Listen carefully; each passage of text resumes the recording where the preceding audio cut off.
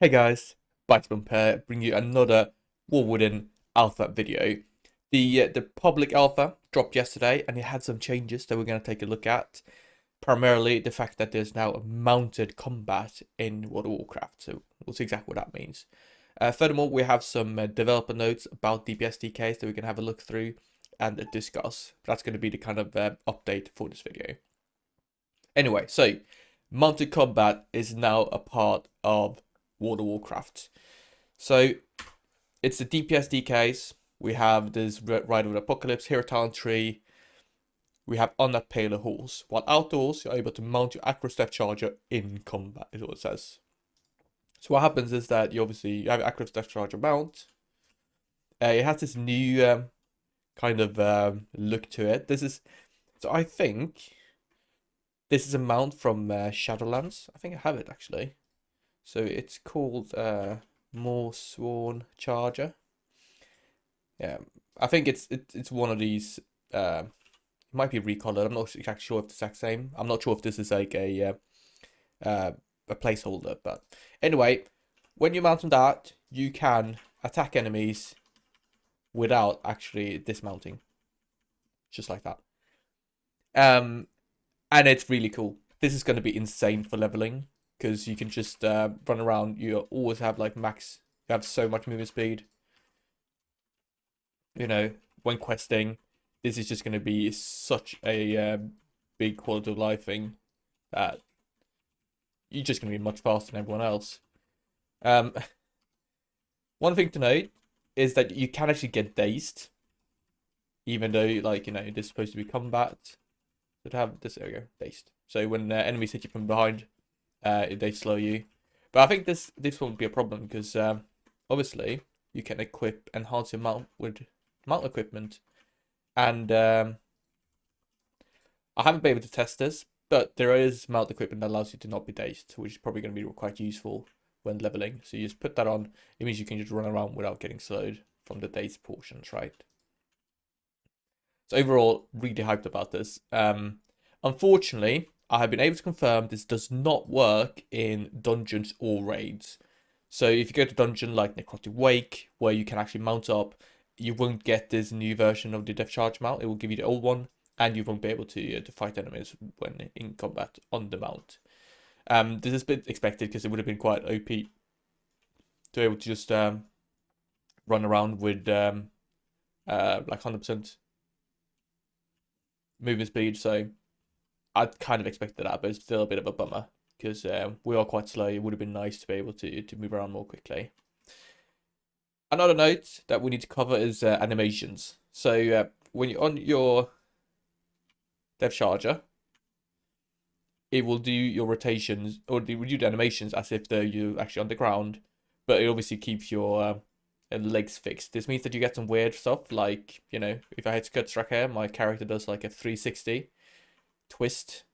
You also have things like Worgen, sorry, where they use Frost Strike. They do a front flip, and that looks cursed. I'll have some image here where the character essentially rotates 360 degrees through the horse and then attacks. So there's some work to be done to make sure that all kind of makes sense, because obviously, yeah, it looks a bit weird here on my troll when I do skirt strike. I do like a 360. And it doesn't quite make sense that you can do that when you seat on a horse. But yeah, they're probably gonna make sure that everyone gets kind of sensible animations when on the mount itself. You can also use like racials. So Goblin, you have rocket jump. You can use that on the horse, and it's gonna do like a nice little leap forward. Overall, though, I think it looks great. It makes a lot of sense. I said animations are a bit weird, but generally it feels quite natural. It's pretty cool when you have like Rider. You will have the horsemen coming along, and you're all on your horses fighting enemies. Pretty cool. So definitely happy about that. And also happy that, like, DK is the first class. We are Riders of the Apocalypse after all, so it makes sense that we can have our own mount and we can run around with our horsemen and fight the enemies with our army of the dead. So That's quite an exciting update. I'm much big fan of that. Anyway, moving on. So we have some developer notes that we're going to have a look at that talks about the future of DK in the War Within. So I'll have it up there. You can read along with me, and then we're going to discuss what they mean and so on. So first of all, DK goals. So this is kind of like, this is what they want to end up in the end. Reduce the amount of resource flooding that affects each spec to varying degrees. So I think this specifically talks about Frost DK. So if you're playing Obliteration Frost DK, you just have so much runic power, and you're going to waste a lot of that runic power over the course of a fight. And it doesn't quite like make sense. You want to have a balanced resource economy, which feels worthwhile to manage it, instead of just like, we're going to hit Obliterate as much as we can. You know what I mean? So, good goal, and I think that should change. Furthermore, it says that reduce the throughput nodes towards the end of the tree. It currently has 9 such nodes that add a lot of tension and make it hard to flex into utility you'd otherwise like to take. For reference, it's talking about these 9 talents. So we have a Power Rune Weapon, Icy Talents, Rune Mastery, Abomination Limb, Soul Reaper, and Unholy Bond. That all of those are throughputs, which means that pretty much every single time you want to go all the way down here and pick up, you can pick up a maximum of 8 of them. But the fact that you have to pick up 8 of these means that there's much fewer talents you can pick up otherwise. So if they move, a bit higher in the tree, that's going to make it easier. So happy about that comment. While we don't plan to outright cut the DPS throughput nodes, but we rather make them easier to pick up as you naturally progress through the tree. This will allow us to focus the capstones on much more utility or defensive focused talents. And that's it means that essentially you're probably going to be able to say, well, we're going to pick up DPS talents, and then we have this choice of utility talents we can choose from. More than, well, we have to go all the way down to pick up DPS talents. So once we've done that, there's not much choice left to do. You know what I mean? So that's a good comment. Now let's take a look at the Frost and Unholy specific parts here. So Frost, we want to take a look at Breathless and Negosa to get it back to the more appropriate 30-second duration to allow us more tuning knobs. This starts with the first node of reducing the flooding of resources available, one of the big offenders being Rune of Hysteria, which we'll see an update. Alright, so they definitely hear our feedback that having infinite breath is not very fun. You end up in this scenario where if you get infinite breath, you will do good damage. But it's not like you do insane damage and you top the DPS meters. It's like, you do solid damage if you get infinite breath. And if you're unlucky, you don't get your procs, you have to run out deeper mechanics, you get a short breath and you just do no damage at all. In a scenario where your breath is 30 seconds, it turns into like a proper cooldown. So currently, like, if you play breath, that is your rotation. That is 90% of the fight is going to be within your breath. If it's a 30-second duration, that means that when you press the ability, it's actually going to be impactful and be like, okay, now my breath is running, but I'm going to do lots of bursts. And then there's going to be, a minute 30 outside of breath where you do like a standard core rotation. Makes a lot more sense, and it's much more reasonable. It means that, for instance, in Mythic Plus, you don't have the issue where breath doesn't quite work, because if you want to run breath in Mythic Plus, you essentially need to have 100% uptime, and that's just completely unrealistic. In this scenario, you can have breath so that that's like a bursty cooldown, and then you can buff everything else outside of breath, and you can get a much better damage profile. So all very good news. Reworking Rune of Hysteria is a good one. The thing is, currently with Frost DK, is there's just so much stuff that ends up giving resources. Like you have Icy Talons, you have Horde and Winter. Like there's, when we went from Shadowlands to Dragonflight, we essentially took all the talents that we could pick up in Shadowlands, which were, mutually exclusive, and we were like, okay, we can now pick up all of them at the same time. Double and Power Rune Weapon, Horn of Winter, there's just so much. Furthermore, Rune of Hysteria exacerbates this issue, because we get Race Rise by default from Avalanche. It means that we can pick up Hysteria, and that just, it all adds up together to give us infinite breath. So very good that they're taking a look at that. Furthermore, while we understand breath is a very divisive ability, that's very true. Hate to love it, right? It offers a very unique gameplay experience that not many of our other specs offer. And while I have no plans to remove that. We do want to explore a potential alternative that feels fresh and exciting for players that wish to try something a bit different. Likely introduced as a new capstone replacing Frost's Fury, which we plan to shift higher within the tree as a more easily accessible talent.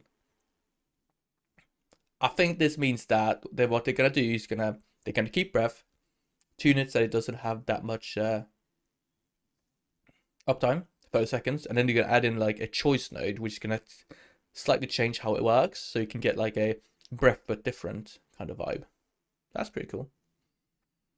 Overall, very happy about this. I think my main complaint, a lot of my complaint about Frost TK is infinite breath. It just feels horrible to play. Removing that, making it more accessible, is going to do a lot to improve playing Frost TK, I think, in the future. All right, Unholy. So, as for Unholy, we have some plans to reduce the opener complexity. It's not nearly as intuitive as it should be. Unholy also suffers from the amount of things it needs to be to track to really function optimally, and is less than ideal, and we're looking to reduce the amount of plays that need to be spent. Okay, a couple of good points there. I think Unholy Opener.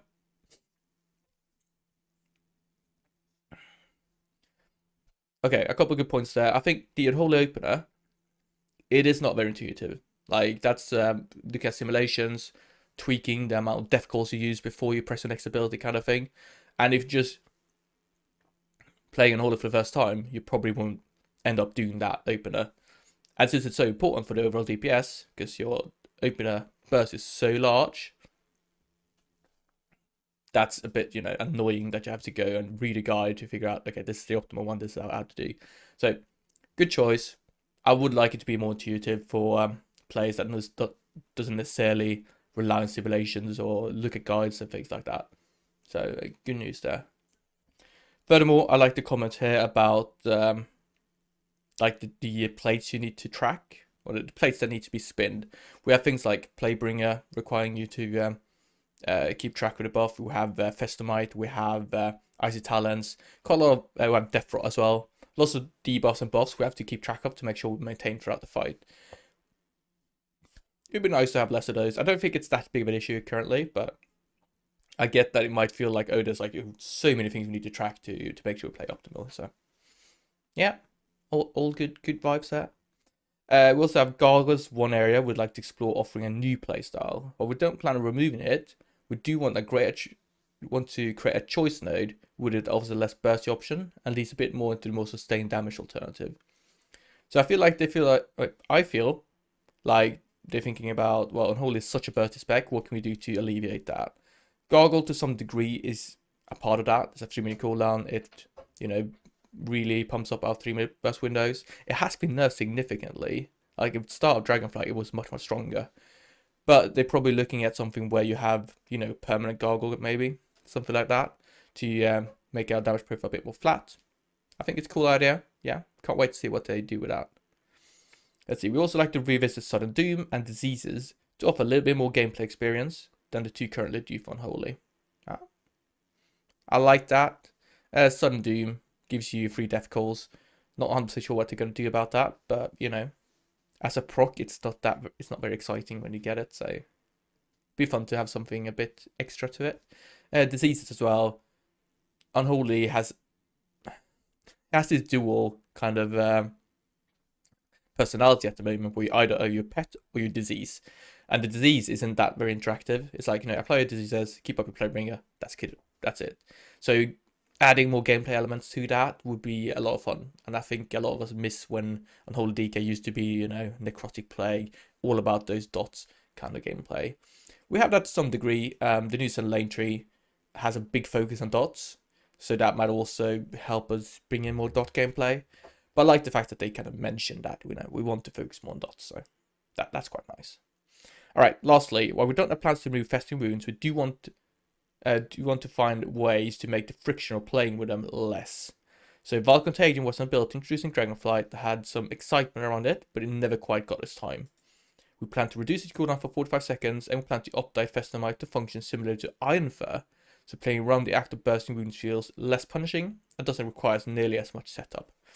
Alright, so Val Contagion, currently using our target, it spreads the wounds on our target to up to 7 nearby enemies. It's a huge kind of AoE bursty thing when you run the bursting source talent. Because you go up, you stack up 6 wounds on a target, you press Fire Contagion, pop down Death on Decay, and just burst everything, and it's a huge amount of damage. One of the issues is that it's quite a long cooldown. 1.5 minutes means that we will have it for every second, every third pack. It doesn't do anything a single target, which just meant that it wasn't that viable. Especially like the bursting soul wound in Dragonflight, it had its place. But you actually ran it without Vile Contagion, because you would just pick up Pestilence and let the wounds be generated by that instead. Very happy that they choose to buff this. I would love to see it played more. It's an exciting, we all love the quadratic scaling, bursty source build. I hope it's going to be more viable in the War Within. And I'm excited to see, a 40-second cooldown is definitely going to help this. You would use it with your Dark Transformation and Holy Blight every single time. So it would fit in much more that, okay, the Unholy DK is using his cooldowns that are very short. It's always going to be Vile Contagion in there. Really good. Also, Festamite going to Iron Fur. Now, this is a banger move. So, Festamite, for all the time it's been in the game, it's been a fixed duration. So if you start a buff, it's always going to be 20 seconds no matter what as you stack it up over time. And this means that you kind of need to play around it. So currently with Kloss, you will look at, all right, so I have a burst window coming up. My Festamite is going to drop in like 5 seconds. I might delay starting burst my wounds so it drops so I can start a new one and then just gain a really big stack.